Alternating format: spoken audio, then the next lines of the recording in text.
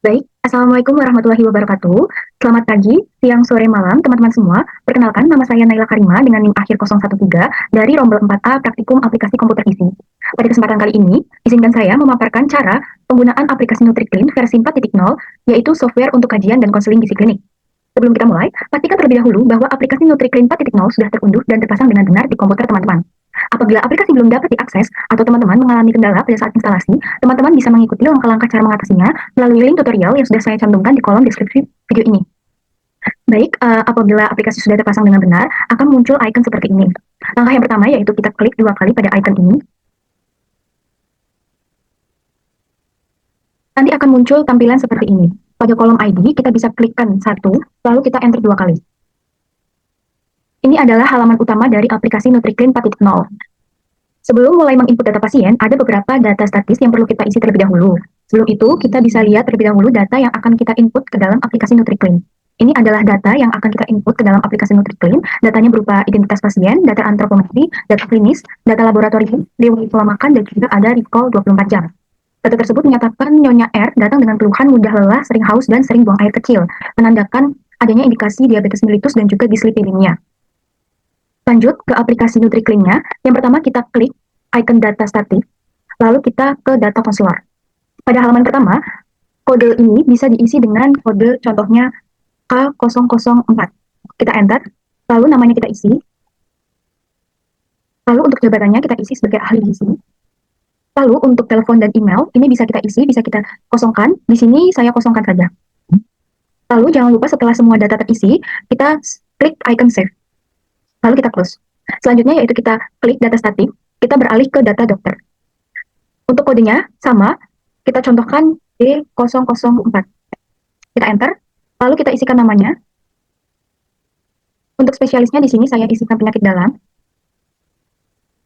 Lalu untuk telepon dan emailnya, seperti tadi bisa diisi, bisa tidak. Lalu jangan lupa kita klik icon save. Lalu kita close. Apabila data statik sudah terisi secara lengkap, kita lanjut ke bagian konseling. Klik konseling klinik. Pada halaman ini, kita harus mengisi bagiannya secara urut, mulai dari kajian gizi, anamnesa diet, data lab pasien, kajian diet, jenis diet, serta yang terakhir nanti ada pembagian makan sehari. Yang pertama yaitu kajian gizi. Pada halaman utama ini, untuk nama registrasi, kita bisa klik icon tambah data, yaitu fungsinya adalah akan menambahkan secara otomatis data di input pada hari apa. Jadi, teman-teman tidak usah menyantumkannya secara manual. Lalu, untuk bagian konselor, kita bisa klik icon browser, lalu kita cari ID atau nama ahli gizi yang sudah kita input tadi. Lalu kita enter. Sama, dokter yang merujuk juga kita bisa klik icon browser, lalu kita klik atau kita cari nama dokter yang kita input tadi. Lalu kita enter. Untuk diagnosisnya kita bisa isikan seperti diagnosis awal tadi, yaitu diabetes mellitus tipe 2.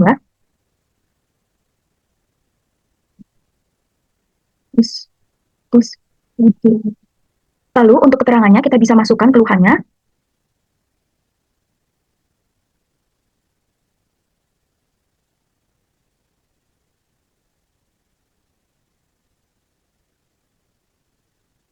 Kemudian, pada identitas pengunjung, kita isikan secara lengkap sesuai dengan data, yaitu nama, jenis kelamin, tanggal lahir, alamat, hingga pengukuran antropometri.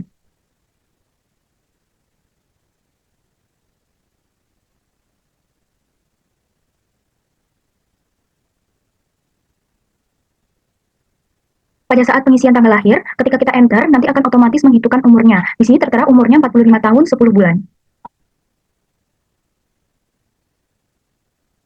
Pada alamat kita masukkan terlebih dahulu. Lalu pada icon kelurahan kita bisa, lalu pada kolom kelurahan kita bisa klikkan icon browser, lalu kita cari kelurahan Bululor. Kita enter. Apabila kita sudah mengisi kolom kelurahan, otomatis kecamatan dan kode pos kabupaten juga akan terisi secara otomatis. Lalu selanjutnya kita isi bagian pengukuran antropometrinya sesuai dengan data.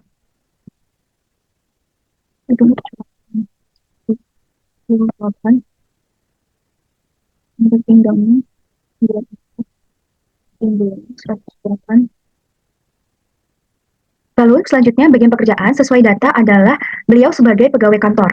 Kita cari pegawai kantor, ternyata dalam NutriClean data pegawai kantor itu tidak ada, kita bisa cari atau kita bisa ganti dengan jenis pekerjaan yang sekiranya hampir sama atau mirip dengan pekerjaan tersebut. Contohnya yaitu karyawan swasta.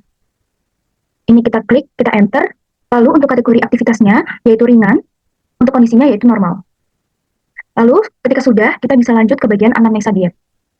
Pada bagian ini, kita isikan data yang sudah ada, yaitu recall 24 jam. Kita masukkan yang pertama, yaitu pada makan pagi, waktu makan pagi.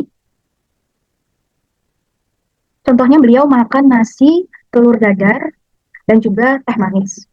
Ketika menu makannya sudah diinput, kita bisa enter, nanti akan muncul kolom seperti ini di bawahnya. Ini fungsinya untuk mencantumkan bahan makanan apa saja yang ada dalam menu makanan tadi. Contohnya, nasi. Kita masukkan pada icon smile kuning ini, kita klik, lalu kita cari bahannya. Contoh nasi, kita masukkan nasi gemuk, kita enter, kita masukkan satuannya sesuai dengan jumlah yang pasien makan.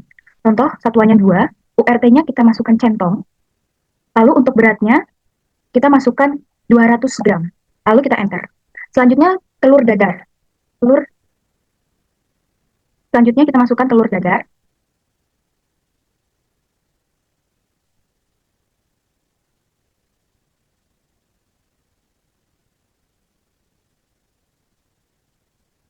Selanjutnya untuk teh manis, dikarenakan teh ini tidak memiliki kalori, maka yang kita cantumkan yaitu gula pasirnya saja.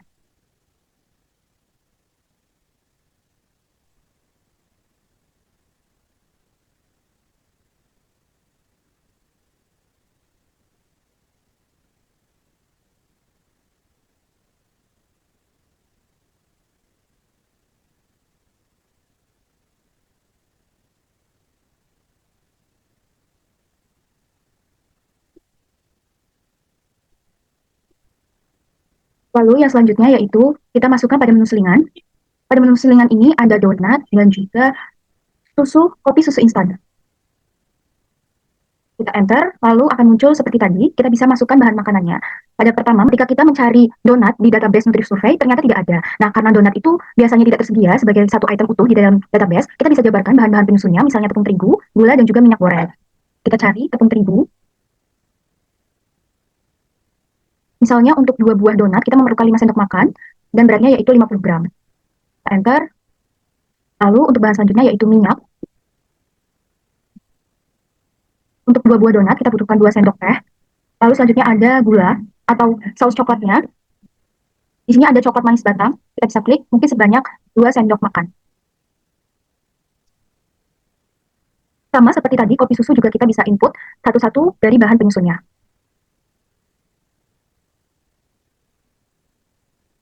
Nah, setelah semua waktu makan selesai diinput, teman-teman bisa perhatikan bagian bawah pada bagian grand total. Di sini kita bisa melihat total asupan energi pasien selama 24 jam terakhir. Di sini ada total energi, total protein, dan juga total lemaknya. Di sini bisa menjadi acuan untuk nantinya kita memilih jenis diet apa yang sesuai dengan pasiennya. Lalu bisa disarankan juga nanti menu makan yang sesuai dengan diet yang sudah kita pilih.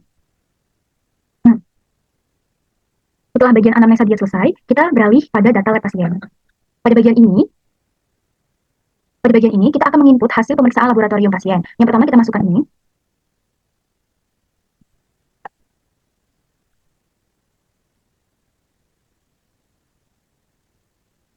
Nah, bisa diperhatikan teman-teman, ketika kita memasukkan datanya, akan terlihat juga statusnya yaitu tinggi atau merah dengan warna merah. Yaitu menandakan bahwa kadar gula darahnya itu terlalu tinggi, melebihi dari batas normalnya, yaitu 126. Ketika kita memasukkan segini, akan terlihat statusnya yaitu tinggi. Begitu pula dengan gula darah 2 jam puasa, yaitu 245, dia akan terlihat statusnya yaitu tinggi.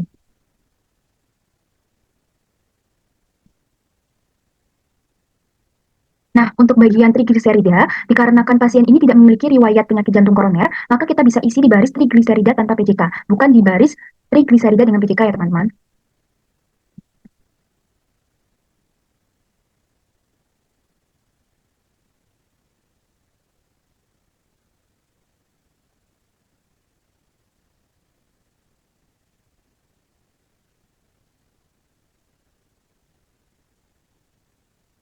Nah, seperti ini bisa diperhatikan bahwa beberapa nilai akan otomatis ditandai oleh aplikasi karena melampaui batas normal. Hal ini menunjukkan adanya kondisi yang perlu mendapat perhatian klinis. Contohnya seperti tadi, gula darahnya, lalu ini ada trigliseridanya, ada kolesterolnya, dan juga ada di bagian LDL-nya. Untuk HDL sendiri di sini tertera normal. Baik, selanjutnya yaitu setelah data laboratorium tersimpan, kita lanjut ke menu kajian diet. Di sini teman-teman bisa melihat hasil analisis lengkap asupan gizi pasien, mulai dari energinya, karbohidrat, protein, lemak, vitamin, mineral, dan juga zat gizi lainnya. Semua sudah ditampilkan secara otomatis berdasarkan data recall yang sudah kita input tadi.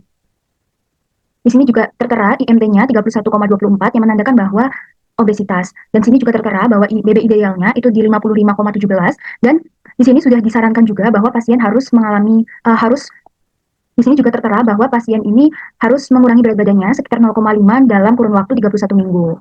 Dan di sini juga tertera rasio pinggang panggulnya yaitu 0,87.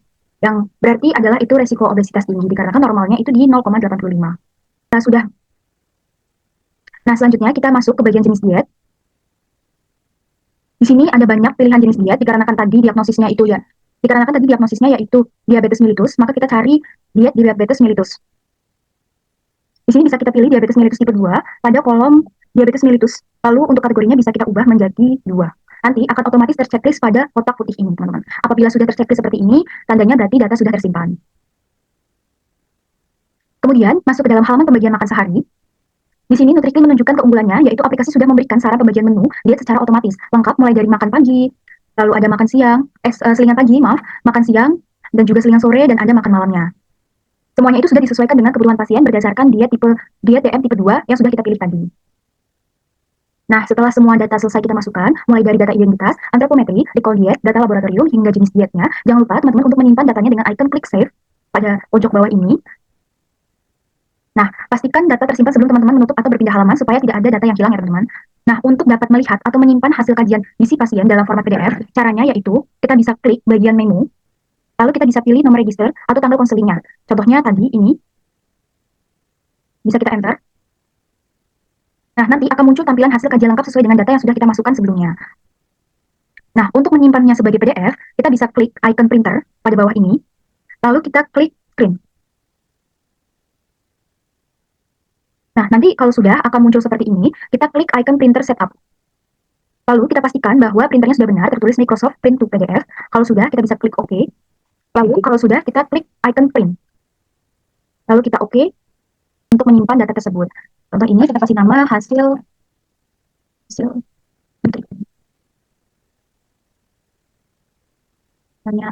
Kalau kita save, nah nanti akan muncul seperti ini teman-teman dalam bentuk PDF. Dan di sini sudah lengkap mulai dari data pasien, lalu ada analisis konsumsi gizinya, ada jenis dietnya, lalu ada tujuan, prinsip diet, bahan makanan yang dianjurkan, serta juga ada cara mengatur dietnya. Demikianlah video tutorial dari saya. Mohon maaf apabila banyak kekeliruan atau kesalahan kata. Saya ucapkan terima kasih. Wassalamualaikum warahmatullahi wabarakatuh.